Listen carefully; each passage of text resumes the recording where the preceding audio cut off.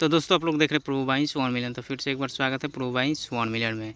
तो जी हाँ दोस्तों, आपसे बता दें कि अपने हिट मशीन खेसारी लाल यादव का कुछ बड़े अपडेट लेकर के आ चुके हैं अपने हिट मशीन खेसारी लाल यादव के साथ। तो जी हाँ दोस्तों, सबसे पहले आपसे बता दें कि खेसारी लाल यादव का पोस्टर को कर दिया गया है आउट, और आप सब मोबाइल की स्क्रीन के ऊपर देख सकते हैं। और बोल बम का तीसरा गाना होने वाला है। खेसारी लाल यादव काफ़ी तगड़ा लुक दिखाई देने वाले हैं इस वीडियो में।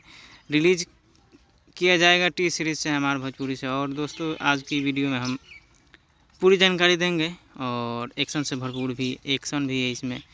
तो बहुत तांडव करते हुए खेसारी लाल यादव नज़र आ रहे हैं।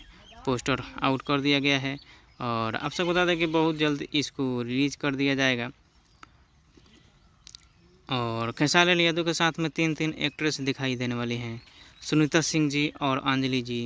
और आप सबको अपने हिट मशीन खेसारी लाल यादव नंदिनी सिंह जी की आवाज़ में आप लोग सुन सकते हैं। कृष्णा बेदर्जी जी गाने को लिखे हैं, आर्या शर्मा जी म्यूजिक बजाए हैं। बाकी हम मिलेंगे अगली वीडियो में, जब तक जय हिंद जय भोजपुरी।